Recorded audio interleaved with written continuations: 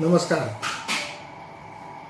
वाडा police ठाण्याच्या वतीने आणि पालघर पोलीस ठाण्याच्या वतीने आपणा सर्वांना दिवाळीच्या खूप खूप शुभेच्छा.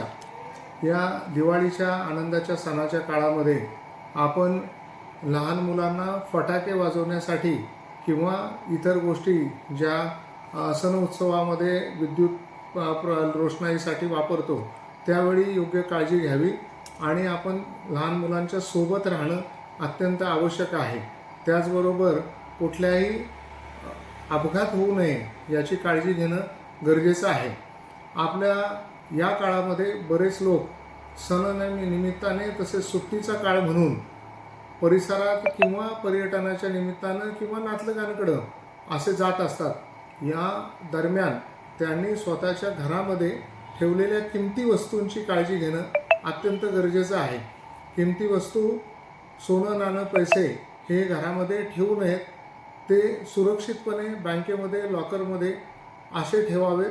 त्याचबरोबर आपल्या मौल्यवान वस्तूंची काळजी घेताना ते घराला कुठल्या प्रकारचं कुलूप असावं, कुलपानंतर सेफ्टी डोअर कसे असावेत, खिडक्या व्यवस्थितपणे बंद असाव्यात, ग्रिल असावे. याच्याबरोबर आपल्याकडे CCTV आहेत तर असल्यास ते काळजीपूर्वक चालू असल्याची खात्री करावी. त्याचबरोबर DVR सुरक्षित ठेवावा. आपले शेजारी, विश्वासू नातलग यांना जाताना नेहमी माहिती द्यावी आणि आपली वाहनं, मोटरसायकल किंवा 4 व्हीलर देखील योग्य ठिकाणी सुरक्षितपणे पार्क करावी. आपण बाजारामध्ये खरेदीसाठी जात असताना आपल्यासोबत पैसे किंवा ज्या मौल्यवान वस्तू आपण घेणार आहात त्या खरेदी दरम्यान, त्या नेताना आणताना, बसमध्ये प्रवास करताना आपल्या शेजारील व्यक्ती ही कुठल्या प्रकारची अनोळखी आहे, त्यांच्याकडून कुठल्याही खाण्याच्या वस्तू ज्यापासून आपल्याला आमिष दाखवल्यामुळे किंवा त्या वस्तूमध्ये नशेचा पदार्थ असल्यामुळे आपल्याकडून मौल्यवान वस्तू काढून घेण्यासाठी जीविताला धोका निर्माण करणारी गोष्ट करून आपल्याकडून ह्या वस्तू चोरीला जाऊ शकतात.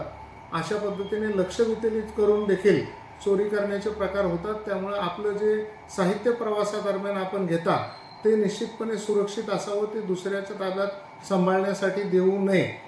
दरम्यानच्या काळामध्ये आपल्या ज्येष्ठ नागरिक यांच्याकडे असणारे सोनं, नाणं किंवा त्यांच्या अंगावरील दागिने हे ज्यावेळी असतात तेव्हा त्यांच्यासोबत कर्त्या पुरुषांनी कोणीतरी सुरक्षिततेसाठी कायम असणं गरजेचं आहे.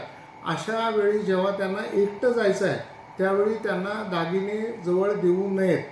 असे दागिने असल्यानंतर त्यांना बतावणी करून आम्ही पोलीस आहोत किंवा पुढे CIDची तपासणी चालू आहे अशा पद्धतीने खोटं सांगून तुमचे दागिने सुरक्षित करून तुम्ही ते दागिने एका कापडामध्ये, पिशवीमध्ये गुंडाळून देतो आणि ते तुम्ही जपून ठेवा असं सांगून हातचलाकीने ते दागिने चोरण्याची एक मोडस नुकतेच दिसून आलेली आहे. अशा पद्धतीचे चोर ॲक्टिव्ह होतात. आपल्याकडे असे गुन्हे झाले नसले तरी आपण अगोदरच सावध राहणं आवश्यक आहे.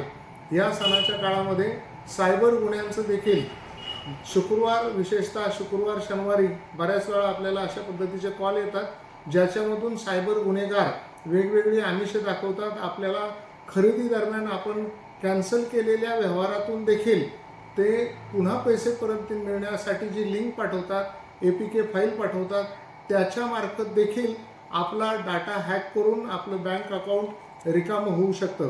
त्यामुळे कुठल्याही APK फाईल डाउनलोड करू नका. त्याचबरोबर आमिषाला बळी पडून कोणत्याही दामदुप्पट योजनांच्या बळी जाऊन किंवा कुठल्या ॲपच्याद्वारे इन्व्हेस्टमेंट करून आपण दुप्पट पैसे मिळवू अशा आमिषाला बळी पडून अशा प्रकारची अवैध ॲपची इन्व्हेस्टमेंट कोणी करू नका. आपल्याकडचे OTP आणि आपले CVV, इतर सर्व बँकेसंदर्भातली माहिती ही कोणालाही शेअर करू नका. सायबर गुन्हेगारांपासून सुरक्षित राहण्यासाठी आपले सर्व सायबर अकाउंट, आपले सर्व सोशल मीडिया अकाउंट हे 6 स्टेप सिक्युरिटीने सुरक्षित करून ठेवा आणि आपल्या अनोळखी व्यक्तींची कोणत्याही प्रकारची फ्रेंड रिक्वेस्ट ॲक्सेप्ट करू नका. त्यांना कुठल्याही अशा प्रकारचा डाटा शेअर करू नका. या काळात सुरक्षेसाठी पुन्हा एकदा आपल्या सर्वांना दिवाळीच्या खूप खूप शुभेच्छा. जय हिंद.